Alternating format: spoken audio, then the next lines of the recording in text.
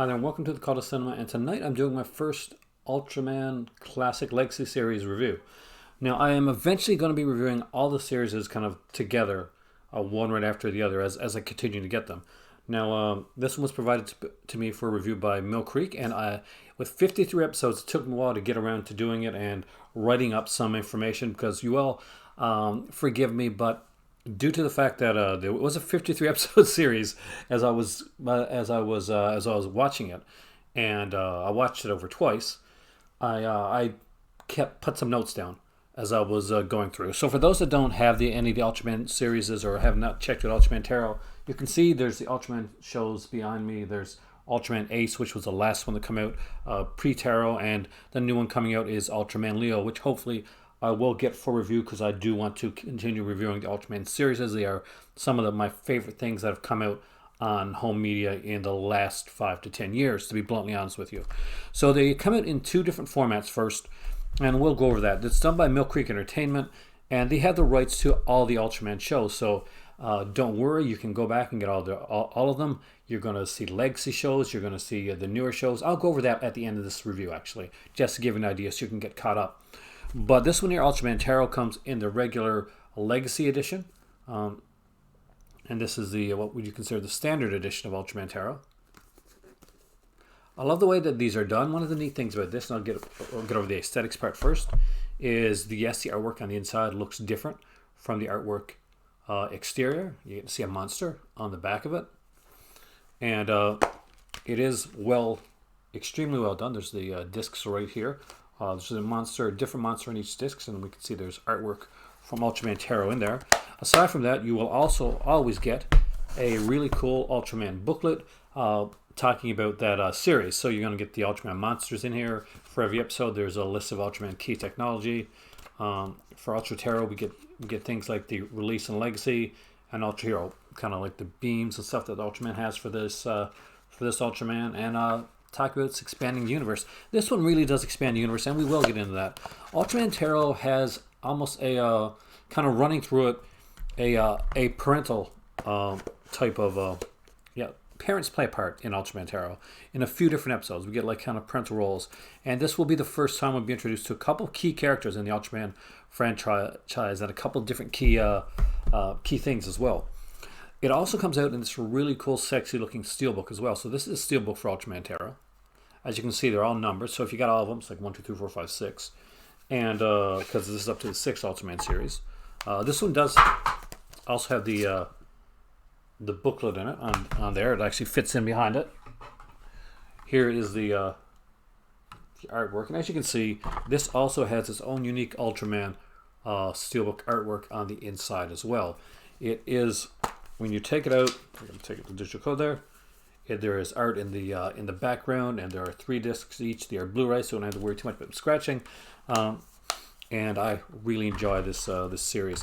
I only have the steelbook for the 6th, so you'll probably see me grab the steelbooks for 1 to 5 down the road as well. The first one is Ultra Q, followed up by Ultraman, Return of Ultraman, Ultra 7, then it's Ultra Ace, right?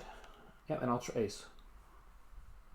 There you go. So yeah, I can actually do it without looking back. Okay, so let's get into the show itself.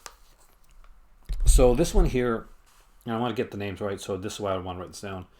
Saburo Sonoda plays Kotaro Higashi, who is the latest in the Ultraman line, to as every Ultraman series goes, there's a human that is noble, sacrifices his life basically, and becomes Ultraman. Now in Ultraman Ace, the one that came previously to this, at the beginning of the series, there are actually 2 characters that kind of combined to become Ultraman Ace, but we're going back to the 1 character format here, and I think this works best actually over what Ultraman Ace did before it. He is a boxer, so his pugilism kind of actually does play a bit into it. He is much more of a fighting Ultraman. I really do like that. We do get a death in the series in this one here. And Jewels are the monster's fodder. Death of a character. I'm not going to say what type of character, but there's a character that does die, and I'm actually kind of sad. And this time there's always a team, like a scientific team in Ultraman, the ones that go out and fight the monsters. This time they are called ZAT, Z-A-T. There are some decent episodes here with some really insane names. A couple that I noted when I was going through it were like Taro's head got chopped off. Zafi died. Taro died too. That's actually part of a three-parter. The blood-sucking flower is a young girl's spirit, and the day Tokyo crumbles. Actually, there's a lot of cool names. They're just some that I picked at random that I actually really enjoyed. This one gets the first and the only three-parter that's in the Ultraman Legacy series, as far as I can remember. I think maybe the newer series may have had some three-parters, but as far as the older Ultraman show goes, I think this is the first one that gets its own like three-part episode. And it actually has a pretty cool one. It's got Ultraman Zero and Taffy in there as well. So Zafi. So if you remember like Zafi and you remember Ultraman, we're going to Ultraman Terrors for this one. Then there's a three-part with them and a monster called Birdon. And the second episode is called Zafi Died, Taro Died Too. So pretty intense stuff going on right here. And of course there is some cool like there's also it's 70s, so there's some blood and that and stuff in this, but nothing like overbearing, nothing too much. It's just kind of fun. Now, if you are like my daughter, a huge Kamen Rider fan, keep a really close eye out for the episode Surprise, a Monster Has Fallen. Because there's a scene near the beginning of it in a festival where you're going to see a little nod to Kamen Rider. You're going to see a Kamen Rider Easter egg, so make sure you check that out because that's actually kind of cool. There's another Masked Rider there too. That's shown in that one. Anyway, just keep an eye out for it. Wrath of the Child-Carrying Monster is one of the message. There are a couple message episodes this time around. This one here is kind of like an anti-hunting one. Basically, hunting for sport, basically. So an anti-sport hunting one. I really enjoyed that because, I'm not down with the sport hunting type of thing. Okay, we get a two-parter here again, where we get a good look at the Ultra's home planet for the very first time. You get a background on all the Ultras and pretty much their race. Called This is the Land of the Ultra. Second part's called Burn On, the Six Ultra Brothers. Really, it's a personal favorite of mine. I actually like this because we actually get to know more about the Ultras and not just this mysterious characters. We get the introduction for the first time of the Mother of Ultra, who's introduced in the first episode of the series. She's actually one of the big reasons that brings Kotaro back to life as Ultraman Taro. And there's always the note of like pretty much Kotaro's mother had passed. So there's I think she comes in the form of his mother first, but then we can see the Mother of Ultra. Well, later on in the series, get to see the Father of Ultra too for the first time on screen, because he's been he's mentioned, but has not been on screen before. Now there's some characters that come into it, like of course the monsters are come back that have been on it before. It's a common Ultraman trope. Yara pulls back, of course. Elking returns. Mepilius is back in this series as well. Now the final two-parter for Ultraman, because there's a few two-parters and there's one three-parter, is 5 seconds before the great explosion of the Land of Ultra, and the second part is called The Last Days of the Six Ultra Brothers. This is the best two-parter of the season and one of my favorite two-parter episodes, period. Ultraman Taro is one that started really kind of light, and I wasn't quite sure if they're going to go too light with it, because it does want to go into some of the obviously you want to make more of a kid show and get into a kid's aspect of it, but it doesn't talk down to you though. It's really well done when it comes to this, and there's some silly humor there, but there's some silly humor in John Woo films as well. It's just the way that it goes. But this is really really good, and what really makes this one stand out is all the 5 actors, all the 5 people that have been Ultraman are in this series. So basically, we always, we see the Ultra Brothers all the time, but this is the first time. Like, think of this like the 5 Doctors. You're a Doctor Who fan. When the human vessels, the human hosts of the Ultraman, of the Ultra characters, are all on screen together for the first time, and for some of them, it's the only time. So it really stands out for there. So if you're a fan of the other Ultraman Legacy shows and you want to see the humans that the human characters that were the Ultraman throughout the show, this is an episode two-parter for you. It's really well done. There's a neat little part where some of the Ultra Brothers take over, possess the Zat team, and I enjoyed that. We get the final Christmas episode for the Ultraman franchise, at least for the original ones, called the Ultra Christmas Tree. I'm never big on the really Christmas-themed episodes in any of these type of Takatsu shows, but it's fun for what it is. And For the first appearance of Father Ultra, the one that I mentioned earlier, the episode is titled "The Father of Ultra and Son Big Mochi Making Strategy." It's a really fun episode. I think you're going to enjoy it, and it's a lot lighter than you might think for a show that brings in the Father of Ultra. But yeah, there is some. There's kind of like a light, kind of like parental thing, kind of running throughout the this season of it. Probably one of my favorite fun episodes, just one of the crazy episodes, is Monster Girls Festival, which got this like monster, like drunk monster, who pretty much likes to dance to like put some pop music, some Tokyo pop music. So get ready for some of that there, because that is pretty cool as well. There's 53 episodes in the Ultraman Taro series, and pretty much overall, I gotta say, there wasn't any real clunkers. There was some episodes kind of are stronger than others. The strongest, the ones for me being a lot of the kind of the mythos episodes.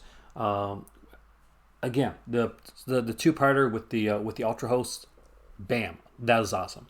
But there's some really great stuff in here. The guy that we got, Saburo Shinoda, is really, really good in this one here. There is a child actor, and I'm pretty sure it's the kid from the Straw Monsters, because he's in like at least I think around 2 or 3 episodes altogether within the series. So keep an eye out for him as well if you're a fan of Kaiju, because I'm pretty sure he's in the Straw Monsters. He probably the Kamen Rider thing too, but I know for sure he was in the Straw Monsters, and he's in at least 3 episodes in this series here. Ultraman Taro isn't my favorite of the Ultraman shows. It's getting up there. It's one of those I wasn't quite sure on when I first started, but of the Ultraman Legacy ones, I do like it a bit more than Ultraman Ace, and I did have a lot of fun with Ultraman Ace. Ultra 7, I think, so still, for a lot of people, is their Ultraman Orb of the original series. Basically, it's the one that kind of stands out, but it's a really, really good one. Now, for those that haven't collected them before, one of the things that I wanted to show you guys is that when you collect the Ultra series, I don't have an Ultra Q here.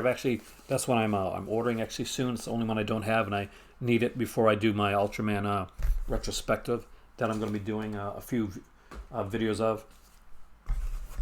If you put all of the cases on the regular standard editions together, and remember this is the standard edition, which is a sexy edition, by the way. Let me see if I can get this done right here.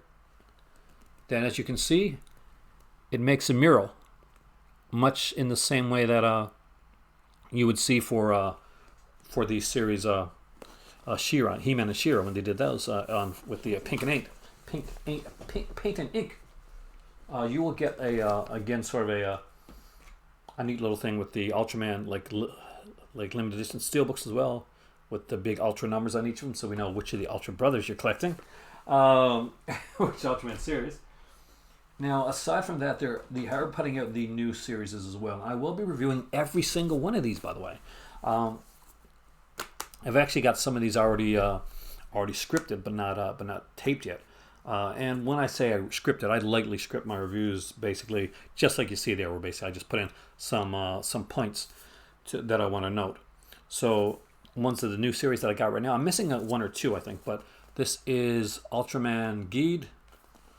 This is the Ultraman Orb. This is the Origin Saga that comes with the Ultraman Fight Orb, which was a web show, I think. There's Ultraman Orb series, Ultraman Orb right there. This is a big one, guys. Series of movies. So usually a place where a lot of people start out at.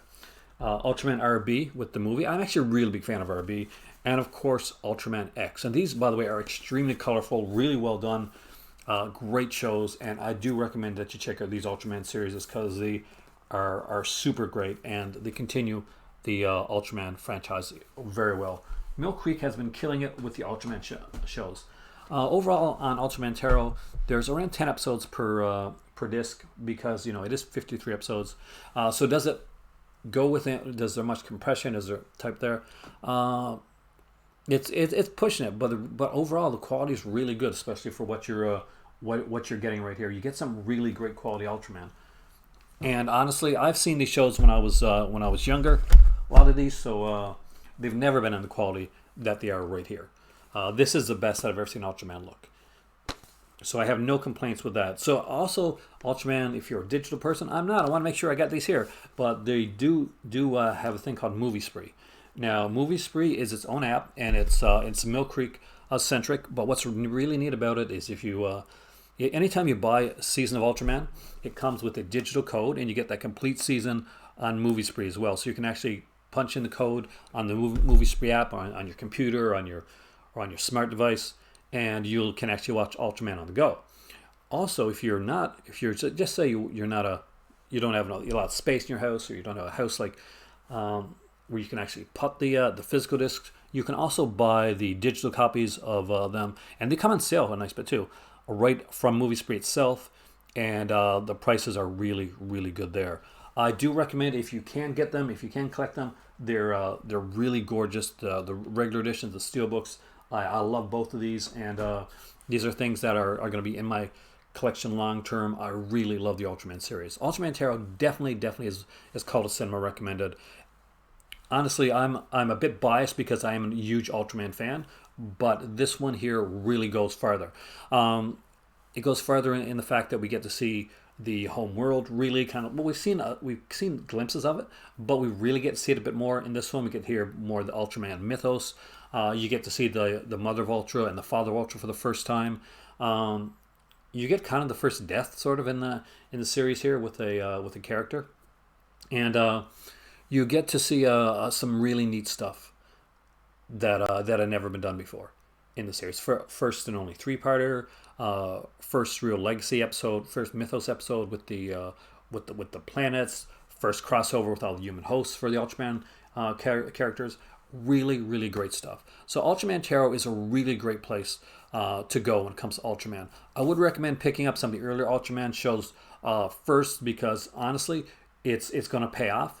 If you follow the Ultraman series, is from Ultra Q, which doesn't even have Ultraman in it, to Ultraman, Return of Ultraman, Ultra 7, Ultraman Ace, and Ultra Taro. One of the good things about collecting this series, and I have to say this, like it's a great series, and they do an amazing job with it, and it pays off to be following it.